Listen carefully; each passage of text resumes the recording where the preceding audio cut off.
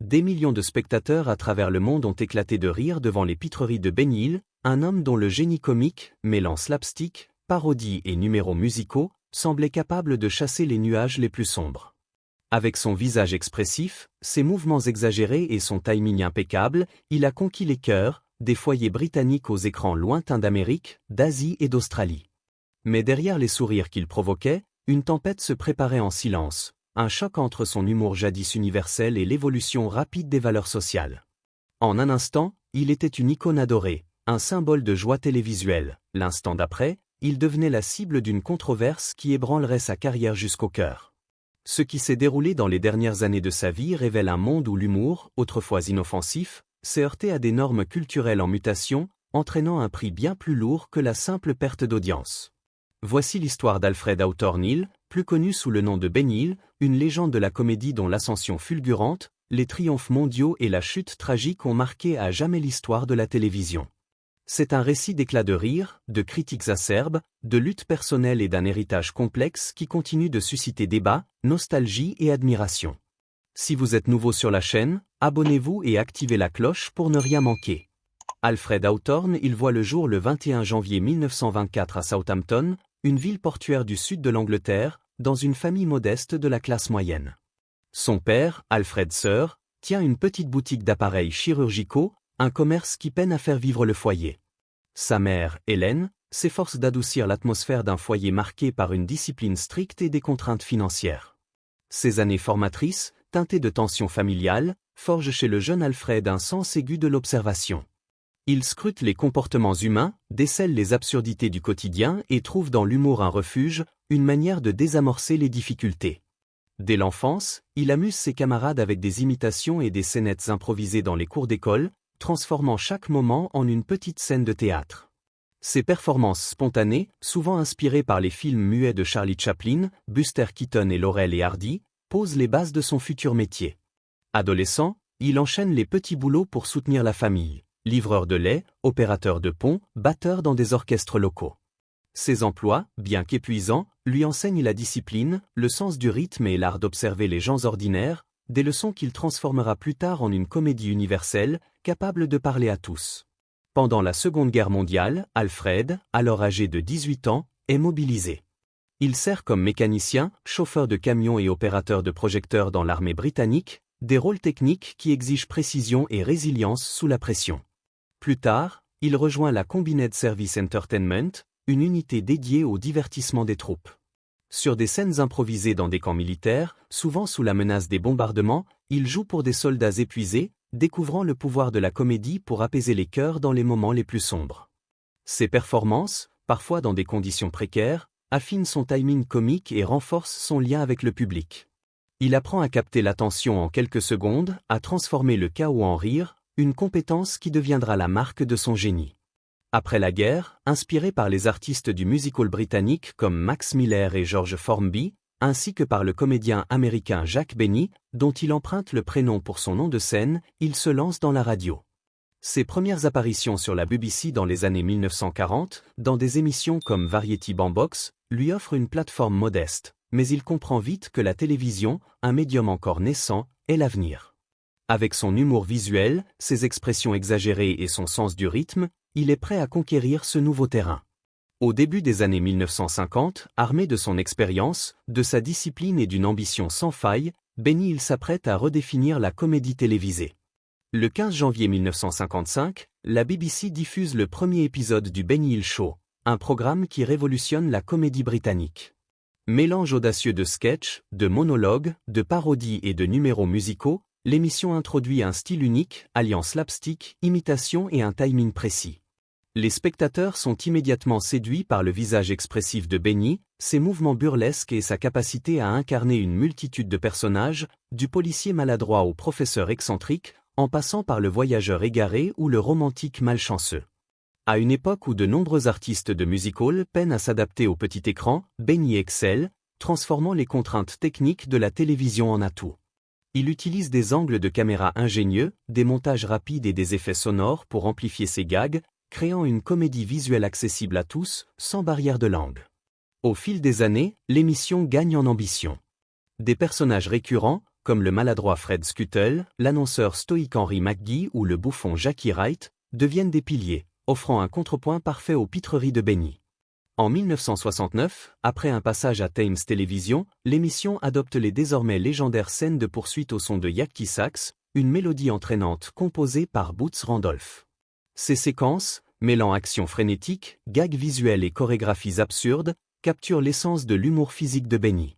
Elles deviennent un symbole de l'émission, gravé dans la mémoire collective, mais sèment aussi les graines de futures controverses en raison de leur contenu parfois suggestif.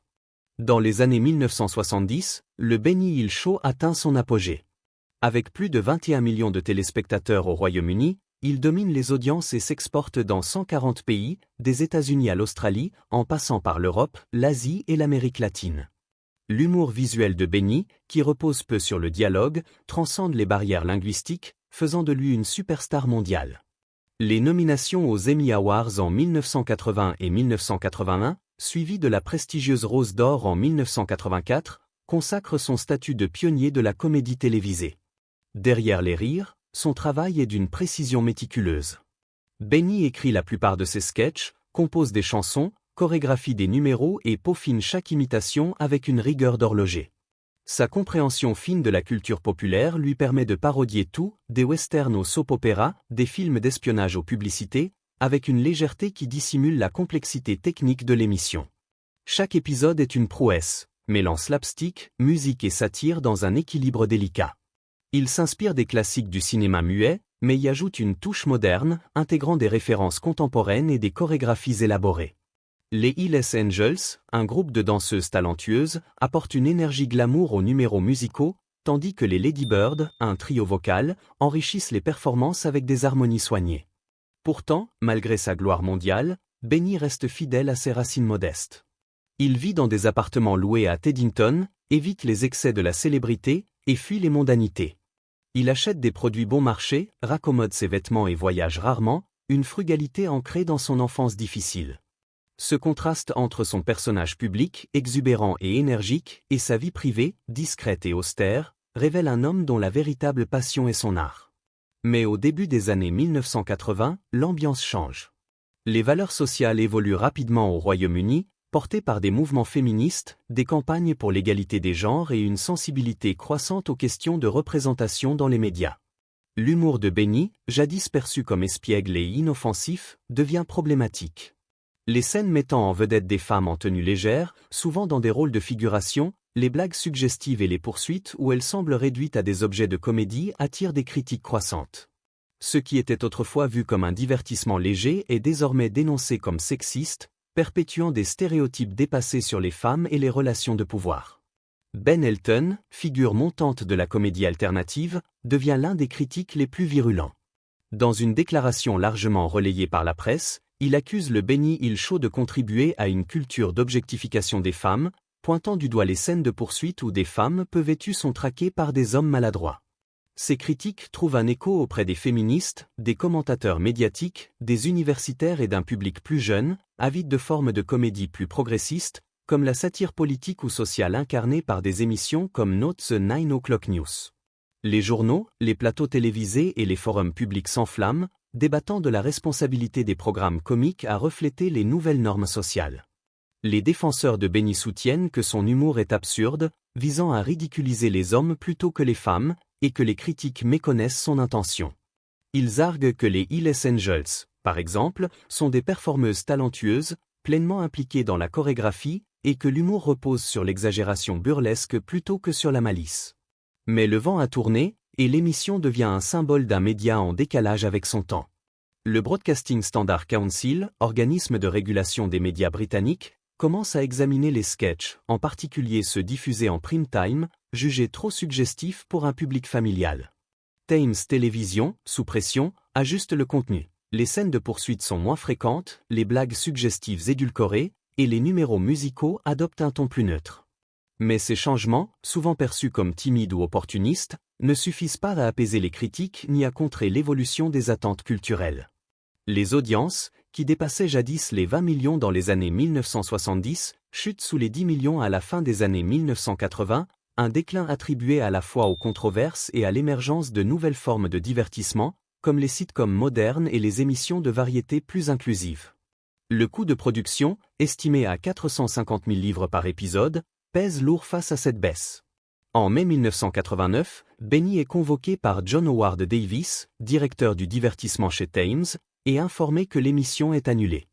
Officiellement, la décision repose sur la chute des audiences, les coûts élevés et la fatigue de Benny après 3 décennies de travail intense. Mais la controverse joue un rôle indéniable. Un sketch particulièrement critiqué, une parodie de concours de beauté où des femmes en tenue légère sont poursuivies de manière comique, devient emblématique des problèmes perçus. Bien que Benny et ses producteurs affirment que l'humour vise l'absurde et non l'objectification, la perception publique a changé. L'annulation est un choc pour Benny, qui croyait encore en de nouveaux projets et préparait des sketchs pour une potentielle relance. Le contraste entre son succès mondial ou diffusé dans 97 pays, nommé aux Emmy en 1980 et 1981, et les critiques nationales soulignent une vérité amère, une comédie autrefois célébrée comme un trésor national est devenue une relique d'une époque révolue. Au-delà des critiques publiques, des témoignages plus troublants émergent des coulisses. Certaines anciennes danseuses des Hells Angels, bien que minoritaires, rapportent s'être senties mal à l'aise lors des répétitions, décrivant une pression pour adopter des tenues ou des rôles qu'elles jugeaient inconfortables. D'autres, comme Sue Upton ou Louise English, défendent l'émission, soulignant le professionnalisme de Benny et l'esprit collaboratif de la troupe. Ces récits contrastés complexifient la perception publique, révélant les tensions entre l'intention créative et l'impact perçu. Benny, de son côté, reste convaincu que son humour est inoffensif, une célébration de l'absurde plutôt qu'une attaque. Mais dans un climat social en pleine mutation, où les questions de genre et de pouvoir dominent les débats, l'émission peine à se défendre.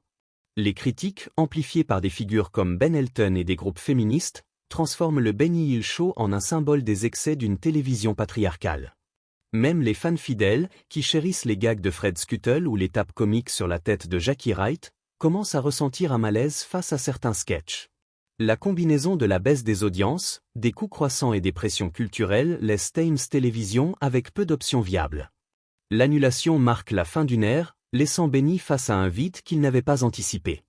Après l'annulation en 1989, Benny se retire de la vie publique, s'installant dans un petit appartement à Teddington, dans le sud-ouest de Londres. Malgré une fortune estimée à plusieurs millions de livres, il vit avec une frugalité déconcertante, presque ascétique. Il achète des produits bon marché, raccommode ses vêtements, et voyage rarement, fidèle aux valeurs d'économie inculquées dans son enfance à Southampton. Ce mode de vie contraste avec l'exubérance de son personnage télévisuel, révélant un homme détaché des fastes de la célébrité. Pourtant, l'isolement émotionnel pèse lourd. Benny, qui n'a jamais trouvé l'amour durable, a essuyé plusieurs refus à ses demandes en mariage au fil des décennies, des déceptions qu'il garde pour lui. Les spéculations sur sa vie sentimentale et sa sexualité, alimentées par la presse à sensation, le laissent impassible. Il se consacre à son art, écrivant des sketchs même en vacances, griffonnant des idées sur des bouts de papier, perfectionnant des gags comme si l'émission n'avait jamais cessé. Pour Benny, la comédie n'est pas seulement un métier, mais un prisme à travers lequel il comprend le monde, un langage qui donne du sens à sa vie. Il envisage des projets pour relancer sa carrière, explorant des idées pour des émissions spéciales ou des collaborations internationales, mais aucun ne se concrétise. Sa santé, cependant, décline rapidement. En février 1992, Benny subit une légère crise cardiaque. Les médecins recommandent un pontage coronarien, qu'il refuse, fidèle à son indépendance obstinée et à son aversion pour les interventions médicales. Une semaine plus tard, une insuffisance rénale est diagnostiquée, mais il rejette également le traitement, préférant préserver son mode de vie. En avril 1992, une thrombose coronaire le fauche dans son fauteuil, à l'âge de 68 ans. Sa mort passe inaperçue pendant près d'une semaine, jusqu'à ce que des voisins, inquiets de son silence, alertent son agent. Ironie cruelle, un contrat pour un nouveau projet télévisé arrive le jour même de son décès, soulignant la tragédie d'une carrière interrompue au moment où elle pouvait renaître. La découverte de son corps révèle un appartement modeste, rempli de trophées, de chèques non encaissés et de carnets de notes débordant de sketchs inédits. Cet espace, presque figé dans le temps, témoigne d'un homme qui a vécu pour son art jusqu'à son dernier souffle, un artiste dont la vie privée, discrète et solitaire, contrastait avec l'énergie débordante qu'il offrait au public. L'héritage du Benny Hill Show est immense, malgré les controverses qui ont marqué ces dernières années. L'émission a redéfini la comédie télévisée, mêlant slapstick, parodie, numéros musicaux et humour physique avec une précision inégalée. Diffusée dans plus de 100 pays, elle a fait rire des millions, transcendant les barrières culturelles grâce à son langage visuel universel. Les nominations aux Emmy en 1980 et 1981, suivies de la Rose d'Or en 1984, consacrent son impact mondial, faisant de Benny l'une des exportations culturelles britanniques les plus réussies de son époque. La troupe, essentielle à ce succès, a laissé une marque durable. Henry McGee, l'annonceur stoïque, apportait un équilibre parfait à l'énergie frénétique de Benny, restant un pilier jusqu'à son décès en 2006. Bob Todd, maître du slapstick, était un complice clé jusqu'à sa mort en 1992. Jackie Wright, dont la calvitie devenait la cible des tapes emblématiques de Benny, quitta l'émission en 1983 pour raison de santé, mais resta une figure iconique. Les Hells Angels, comme Sue Upton, Louise English et Jane Leave, apportaient une énergie chorégraphique et un charisme qui donnaient une dimension glamour au numéro. Jane Leave, plus tard célèbre pour son rôle de Daphné dans Frasier, illustre le tremplin qu'a été l'émission pour de nombreux talents. Jenny Lee Wright, après avoir quitté la troupe, devint une bruiteuse respectée, travaillant sur des films comme Shakespeare in Love et James Bond. Les Lady Bird, trio vocal mené par Maggie Strader, enrichissaient les numéros musicaux avec des harmonies soignées, ajoutant une touche de sophistication à l'émission. Les controverses, bien que marquantes, n'effacent pas l'innovation de Benny. Les critiques sur le sexisme, portées par des figures comme Ben Elton et amplifiées par les mouvements féministes, ont terni l'image de l'émission, en particulier dans les années 1980, lorsque les scènes de poursuite et les blagues suggestives ont été perçues comme renforçant des stéréotypes dépassés. Pourtant, l'émission reste une référence technique, avec son montage précis, ses chorégraphies complexes et son utilisation novatrice de la musique. Dans les années 2000, des chaînes comme DTS TV rediffusent le Benny Hill Show, captivant de nouvelles générations avec le charme intemporel de ses gags visuels et de ses parodies. Son influence se retrouve dans la comédie moderne, des émissions de sketch comme Saturday Night Live ou The Carol Burnett Show au programme de variété qui mêle humour et musique. Benny a montré qu'un humour basé sur le mouvement, l'absurde et la musicalité pouvait transcender les langues et les cultures, tout en révélant les défis d'une comédie confrontée à des normes en évolution.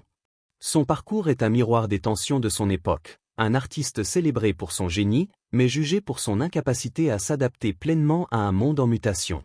Sa vie, marquée par une frugalité presque ascétique et une dévotion obsessionnelle à son art, contraste avec l'exubérance de son personnage, offrant un portrait complexe d'un homme qui vivait pour faire rire. Aujourd'hui, l'héritage de Benny Hill suscite des débats. Pour certains, il reste un pionnier incompris, un maître du slapstick dont l'humour universel continue de résonner. Pour d'autres, son style reflète les limites d'une époque révolue, incapable de répondre aux attentes d'une société plus sensible aux questions de genre et de représentation. Pourtant, même ses détracteurs reconnaissent sa contribution à la télévision, son audace à repousser les limites du médium et sa capacité à connecter avec des publics du monde entier. Les rediffusions du Benny Hill Show sur des plateformes modernes, ainsi que les hommages dans des documentaires et des festivals de comédie, témoignent de son impact durable. Ses sketchs, comme la parodie du film Jaws ou les mésaventures de Fred Scuttle, continuent de provoquer des rires, même auprès de ceux qui questionnent leur contexte. Benny Hill a laissé une empreinte indélébile, non seulement par ses gags, mais par sa manière de transformer la télévision en un terrain de jeu comique, où chaque mouvement, chaque note et chaque regard étaient calculés pour divertir. Qu'en pensez-vous? Benny Hill était-il un génie de la comédie, un produit de son temps, ou un peu des deux? Quel sketch ou personnage vous a le plus marqué? Partagez vos réflexions dans les commentaires, likez si cette histoire vous a captivé, et abonnez-vous pour explorer d'autres légendes de la télévision.